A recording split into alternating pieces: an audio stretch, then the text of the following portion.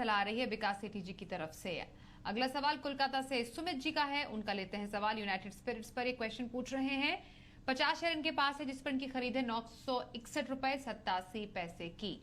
United spirits क्या खास सलाह रहेगी? कुछ नुकसान इन्हें जरूर है, पर क्या करें? करंट लेवल्स पे तो होल्ड करना चाहिए, और बाकी कोई दिन बाजार में गिरावट आती है और ये स्टॉक भी 770 780 के लेवल्स पे मिलता है तो वहां पे एवरेज भी कर सकते हैं। मुझे लगता है लॉन्ग टर्म में यहाँ से अच्छा अपसाइड इस स्टॉक में देखने को मिलेगा। यूनाइटेड स्पिरिट्स बने रहने की सलाह आ रही है विकास सेठी की तरफ से। अगले व्यूअर से बात करते हैं, रांची से अनुराग यादव हमारे साथ है। अनुराग जी वेलकम, बताइए कौन से स्टॉक पर सवाल है आपका?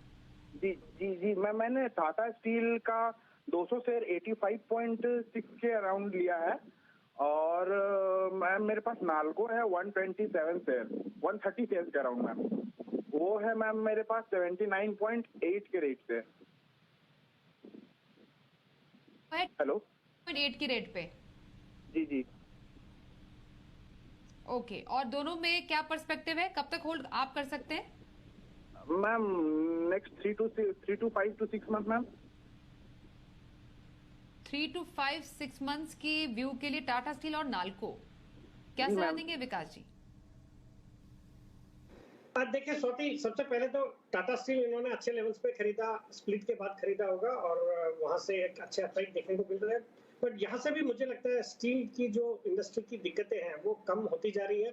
स्टील की प्राइसेस भी कुछ फर्म हुई है, डिमांड भी अच्छी है, और ये जो सरकार ने एक्सपोर्ट पे ड्यूटी लगाई हुई है तो उस पर भी कुछ रिलैक्स किया जा सकता है, और इंटरनेशनली भी किल्लत है स्टील की। तो मुझे लगता है टाटा स्टील यहाँ से अच्छा करेगा, तो उसमें इन लेवल्स पे भी डिस्पाइट द फैक्ट कि अच्छे प्रॉफिट्स हो रहे हैं बने रहना चाहिए। उनका 3 से 6 महीने का नजरिया, यहाँ पे अच्छे अपसाइड आ सकते हैं।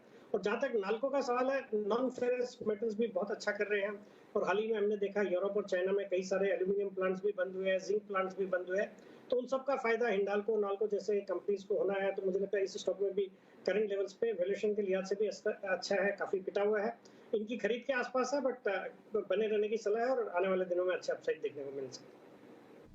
टाटा स्टील नाल्को दोनों में बने रहे सलाह रही है विकास सेठी जी की तरफ से। अगला सवाल भिवाड़ी से निर्मल कटारिया जी का है।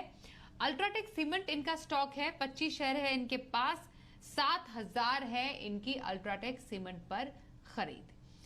फिलहाल अल्ट्राटेक पर अगर बात करें तो इन्हें कुछ नुकसान जरूर है, पर ये स्ट्रैटेजी क्या रखें विकास जी?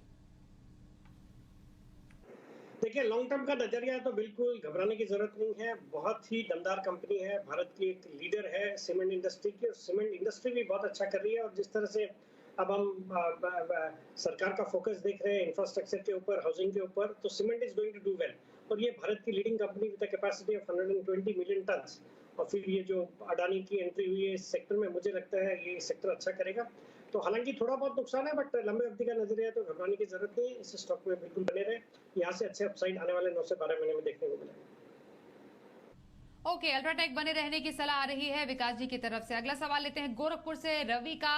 2 स्टॉक इनके पास है, दोनों ही बैंकिंग क्षेत्र के स्टॉक, एसबीआई और बैंक ऑफ बड़ौदा। एसबीआई के 200 शेयर इनके पास है, खरीद है इनकी 465 की। ये तो एसबीआई की बात रही। एसबीआई पे फिलहाल इनकी खरीद के हिसाब से इन्हें अच्छा मुनाफा है। बैंक ऑफ बड़ौदा 200 शेयर इनके पास है जिस पर इनकी खरीद है 113 की। तो ये तो रहा बैंक ऑफ बड़ौदा का इनका लेवल जिस पर इन्हें हल्का मुनाफा है। एसबीआई बैंक ऑफ बड़ौदा क्या करें? बिल्कुल स्वाति, थोड़ी देर पहले किसी और व्यूअर की क्वेरी पे, जो पीएनबी पे क्वेरी थी, तो मैंने 2 स्टॉक सजेस्ट करे थे उनको, यही दोनों स्टॉक थे, एसबीआई और बैंक ऑफ बड़ौदा, जो इन्होंने खरीदे, और इन्होंने बहुत अच्छे लेवल्स पे खरीदे हैं, अच्छे मुनाफे पे बैठे हैं। बट चूंकि अभी भी मेरी इनमें तेजी की सलाह है तो इनको बिल्कुल बने रहना चाहिए, यहाँ से और अपसाइड देखने को मिलेंगे दोनों stocks. SBI bank of Baroda बने रहे। चलिए, हमारे साथ गांधीधाम से आशुतोष नागौरी है, उनका लेते हैं सवाल। आशुतोष जी स्वागत करते हैं, बताइए आपका किस पे सवाल है?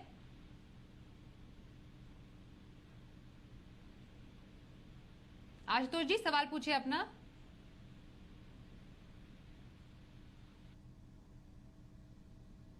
ओके, चलिए फिलहाल इनसे बात नहीं हो पा रही है। फिलहाल आशुतोष के जो स्टॉक्स है वो बता दें। इन्फोसिस पर इनका सवाल है विकास जी। मैं तो फिलहाल अभी काउंट भी नहीं कर पा रही, 12 लाख से ऊपर के मुनाफे पर बैठे। आशुतोष जी सुन पा रहे हैं हमें? चलिए, ओके, आशुतोष जी नहीं है साथ में। 1000 शेयर इनकी खरीद थी 259 की। अभी आप लेवल तो हम देख ही पा रहे हैं 1500 के आसपास, और 12 लाख से ऊपर का मुनाफा। अच्छा रहता अगर मैं 12 लाख सही पढ़ रही हूँ ना? हाँ, 12 लाख से ऊपर का मुनाफा, यस। तो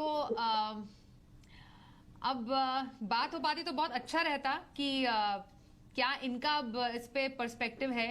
लेकिन विकास जी आप ही बताइए, जब ऐसा मोटा मुनाफा होता है किसी स्टॉक में तो क्या करना चाहिए किसी को? नहीं, देखिए, पहले तो आशुतोष जी को बहुत बहुत बधाई। उन्होंने बहुत ही एक सॉलिड क्वालिटी की कंपनी में निवेश किया, लंबी अवधि तक बने रहे। ये प्राइस जो उनका एक्विजिशन प्राइस है, डेफिनेटली ये कई सारे कॉर्पोरेट एक्शन के बाद हुआ होगा। उनकी ओरिजिनल क्वांटिटी ये नहीं होगी, बिकॉज ये भाव तो इन्फोसिस के कुछ सालों में आए नहीं है।